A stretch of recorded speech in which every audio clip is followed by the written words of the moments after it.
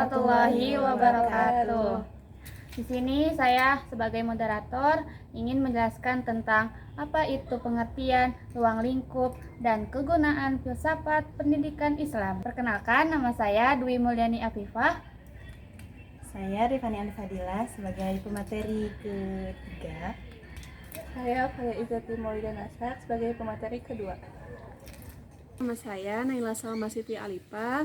Saya dari kelompok 1 sebagai pemateri pertama, yaitu tentang pengertian filsafat pendidikan Islam. Pemateri yang pertama yaitu tentang pengertian filsafat pendidikan Islam.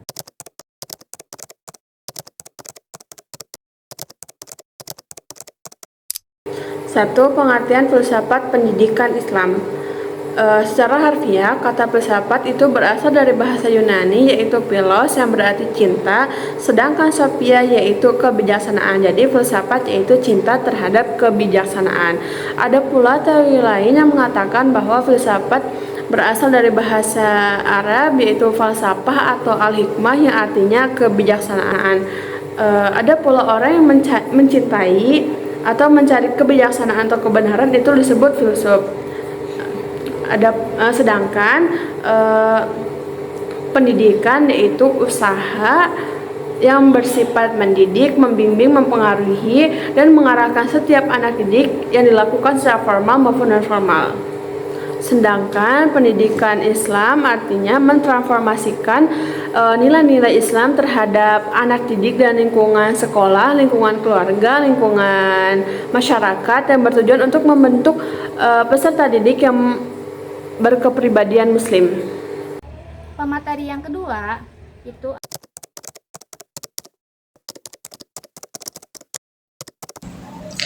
Baik, di sini saya akan menjelaskan materi yang kedua, yaitu mengenai ruang lingkup dari filsafat pendidikan Islam.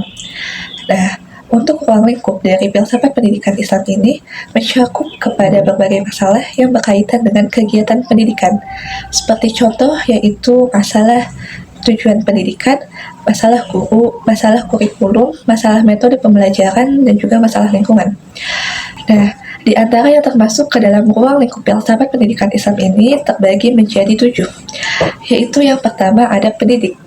Pendidik yang dimaksud di sini dapat berupa orang tua, para guru, atau bahkan siapapun, namun dengan syarat bahwa orang yang akan menjadi pendidik ini haruslah orang yang bisa diteladani.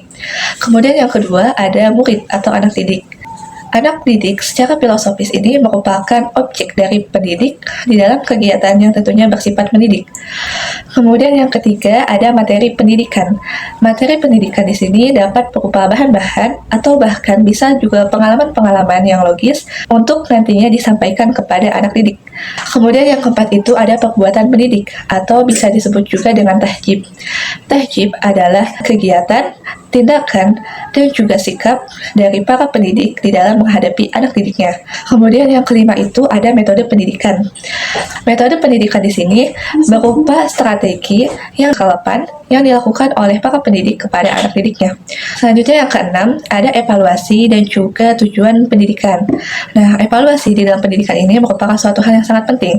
Sebagai contoh, jika tujuan dari pendidikannya adalah untuk membentuk anak didik yang cerdas dan juga bertakwa, maka sistem evaluasi harus dilakukan sesuai dengan tujuan yang dimaksud, sehingga nantinya pendidikan yang dilakukan dapat benar-benar memberikan hasil yang maksimal dan juga efektif. Kemudian yang terakhir itu ada alat-alat pendidikan dan juga lingkungan pendidikan. Nah, untuk alat-alat pendidikan dan lingkungan pendidikan ini, keduanya merupakan fasilitas yang digunakan untuk mendukung pendidikan. materi yang ketiga akan disampaikan oleh Rifani Alifadila.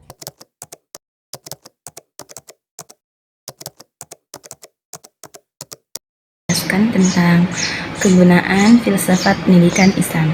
Secara umumnya, filsafat pendidikan Islam itu untuk mencari makna atau menjelaskan tentang peristiwa atau gejala alam atau sosial. Para bidang ahli filsafat pendidikan Islam juga telah meneliti teoritis filsafat pendidikan Islam. Cukup sekian dari kelompok kami, kurang lebihnya mohon maaf. Wassalamualaikum Assalamualaikum warahmatullahi wabarakatuh.